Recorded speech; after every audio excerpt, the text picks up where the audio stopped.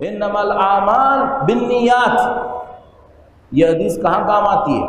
ہم نے ایک اور کام بھی کیا ہے، جہاں کوئی حدیث ہماری زندگی میں رکاوٹ بنے ہم اس حدیث کو کسی اور جگہ پہ لگا دیتے ہیں، یہ کہیں اور کی ہے، یہ ہماری والی نہیں ہے۔ اچھا، انما الاعمال بالنیات کہاں کام آتی ہے؟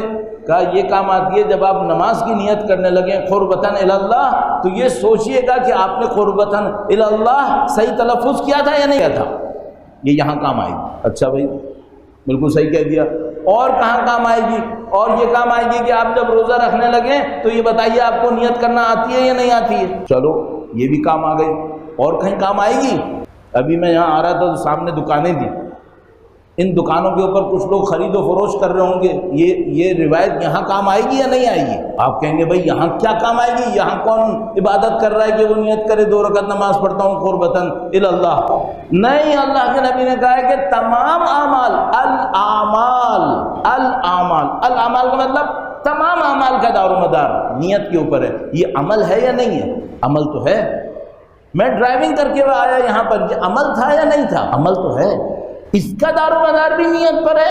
ہاں، اللہ کے نبی نے کہا آپ ابھی یہاں سے باہر نکلیں گے، کسی کے جوتے وہاں ہوں گے، کسی کے جوتے یہاں ہوں گے، جب نکل رہے ہوں گے دروازے پہ رش ہوگا، یہ ایک عمل ہوگا یا نہیں ہوگا؟ ہوگا۔ اس کا دار و مدار کس پر ہوگا؟ نیت پہ۔ کیا نیت کروں؟ جب میں نکلنے لگوں تو میں ایک نیت یہ کروں گا سارے پیچھے رہ جائیں، پہلے میں نکل جاؤں۔ سب کی کیا نیت ہوتی ہے؟ یہی ہوتی ہے۔ اس نیت پہ ثواب ملے گا؟ کچھ نہیں ملے گا۔ کیوں؟ نیت غلط ہے۔ نیت کیا ہونی چاہیے تھی؟ نیت یہ ہونی چاہیے تھی خدا جتنا میں مشکل میں ہوں تو میرا بھائی بھی مشکل میں ہے، اس کے لیے بھی آسان کر دے، میرے لیے بھی آسان کر دے۔ آپ راستے میں چل رہے ہیں، ایک آدمی کھڑا ہے جس کا ٹائر پنچر ہو گیا ہے، میں گاڑی میں جا رہا ہوں، میرے پاس بالکل ٹائم نہیں ہے کھڑے ہونے کا، میں کھڑا بھی ہوں گا تو شاید اس کی کسی کام نہیں آ سکوں گا، کم سے کم کیا کر سکتا ہوں؟ نیت کروں کہ خدایا وقت ہوتا تو میں اس کے کام آ جاؤں۔ آپ خریدنے گئے، آپ کی نیت کیا ہے؟ آپ کی نیت یہ ہے کہ جتنا میں دکاندار سے سستے میں گھسیٹ سکوں میں گھسیٹ لوں گا، اور دکاندار کی نیت یہ ہے اس کی جیب میں جتنے پیسے نہ وہ سب نکلوا لوں میں۔ ان نیتوں کے بعد معاشرے میں برکت آئے گی۔ یہ جو نیتیں ہیں نا، یہ ہمارے اندر کا انسان بناتی ہیں۔ اندر کا انسان، باہر کا انسان تو بن گیا جو بننا تھا، بچپن میں جو کھانا کھایا، جو زندگی گزاری، جو دھوپ سکھ آپ نے سہلی، اس میں آپ کا جسم بن گیا، لیکن آپ کا اندر کا انسان نیتوں سے بنتا ہے۔ یہ جو نیتیں ہوتی ہیں یہ کچھ لوگوں کو انسان بناتی ہیں، کچھ لوگوں کو جانور بناتی ہیں۔ اس کو ہم لوگ کہتے ہیں تجسم اعمال۔ انسان کے جو اعمال ہوتے ہیں وہ اس کی روح کے اندر ایک جسم بناتے ہیں، کبھی وہ انسان بنتے ہیں، کبھی وہ جانور بنتے ہیں۔ ہمارے پاس ایک عجیب روایت ہے، ہم روایتوں کے سمجھنے میں بڑی عجیب طریقے سے کام کر رہے ہیں۔ ہمارے پاس ایک روایت ہے، جس گھر میں کتا ہو اس گھر میں فرشتے داخل نہیں ہوتے۔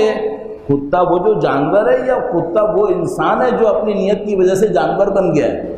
بھائی سید الشہداء نے اپنے دشمنوں کو کتے کی شکل میں دیکھا تھا۔ نبی اور امام کا خواب حقیقت ہوتا ہے، کچھ انسان کتے ہوتے ہیں۔ اگر کوئی انسان غلط نیت کی وجہ سے کتا بن جائے، اس کے گھر میں کبھی فرشتہ داخل نہیں ہوگا، چاہے 1,00,000 رکعت نماز پڑھتا رہے۔ نیتوں کو صحیح کرو بھائی۔ آپ کہیں گے مولانا وہ اجنبی تھا، اجنبی تو تھا، خدا کا بندہ تھا یا نہیں تھا؟ تم نے کیوں نیت خراب کی؟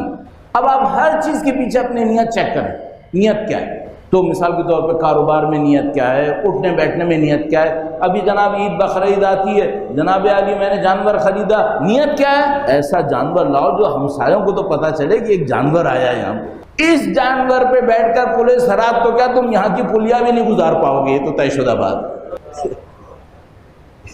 نیت صحیح کریں بندگان